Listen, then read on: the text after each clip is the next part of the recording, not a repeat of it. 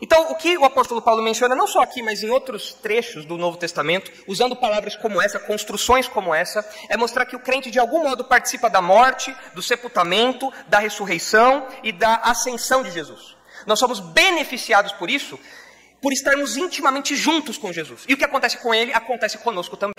Então vamos ver aí cada uma dessas coparticipações rapidinho, focando especialmente na realidade da ressurreição e ver como isso se aplica à nossa realidade, ao nosso dia a dia. Então a primeira coparticipação está aí nos versículos 4 e 5. Mas Deus, sendo rico em misericórdia, por causa do grande amor com que nos amou. Veja bem, o versículo começa com um mas. Os irmãos já estão habituados que sempre que o versículo começa com um mas, você tem que imediatamente olhar para o que vem antes. E os irmãos conhecem o que vem antes. A partir do versículo 1, o apóstolo Paulo faz uma descrição assustadora do homem longe de Deus. O apóstolo Paulo faz uma descrição de um quadro, de uma realidade que todos nós desfrutamos um dia, que todos nós vivemos um dia, e que aqueles que ainda não encontraram a Jesus como Salvador estão ainda, vivem ainda. E veja como essa descrição assustadora, que mostra como o homem está completa e profundamente comprometido por causa do pecado. Olha aí o versículo 1. Ele vos deu vida, estando vós mortos nos vossos delitos e pecados, nos quais andastes outrora, segundo o curso deste mundo, segundo o príncipe da potestade do ar, do espírito que agora atua nos filhos da desobediência. O apóstolo Paulo diz aqui que os incrédulos andam de acordo com os padrões, andam de acordo com a vontade, andam de acordo com as direções que o mundo dá. E fazem isso sob a direção do próprio Satanás, a autoridade sobre esse mundo caído.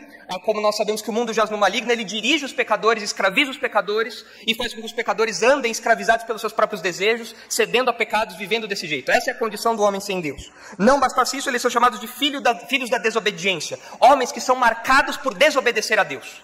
Homens que odeiam a Deus, não obedecem à lei de Deus, se revoltam contra Deus, se rebelam contra tudo que é bom, contra tudo que é santo, contra tudo que é justo. Esse é o quadro do homem aqui. Escravizado pelo pecado, escravizado pelo mal. E o versículo 3 diz: entre os quais também todos nós andamos outrora, segundo as inclinações da nossa carne, fazendo a vontade da carne e dos pensamentos. Éramos por natureza filhos da ira, como também os demais. Não bastassem os problemas exteriores que nós tínhamos, a influência do mundo, a influência do próprio Satanás, nós temos um problema interno.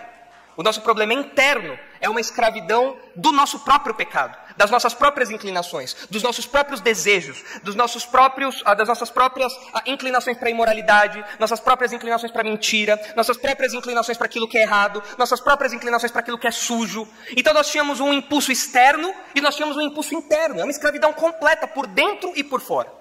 Essa é a descrição que o apóstolo Paulo faz, e ele diz que por causa disso nós éramos filhos da ira, ou seja, pessoas que eram caracterizadas, destinadas para a ira de Deus.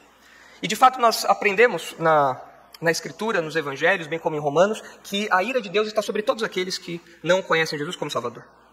Esse é o quadro do homem longe de Deus. Um homem perdido em suas próprias inclinações, dirigido pelo próprio Satanás, cego pelo próprio diabo, dirigido pelos impulsos, pelos convites do mundo, e que tem a ira como seu destino certo. A ira eterna, e o apóstolo Paulo fala em Romanos que já há uma ira presente, que é a entrega que Deus faz dos homens a seus próprios desejos.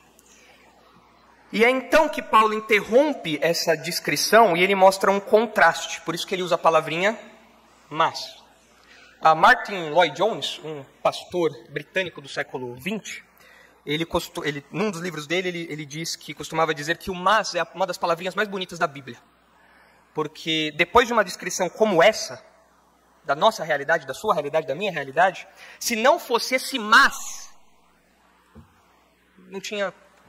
não havia outra solução, não havia outro destino, não tinha outra alternativa. Mas o mas muda tudo. Por isso ele falava que, de fato, mas é uma das palavras mais bonitas da Bíblia. E aqui a beleza está no fato de Deus ter agido em nosso favor, apesar da nossa condição rebelde, apesar da nossa condição de pecado, apesar da nossa condenação. E o fundamento para essa ação, o versículo 4 diz, é que Deus é rico em misericórdia e teve um grande amor. Então isso não está fundamentado no homem, isso está fundamentado no próprio Deus.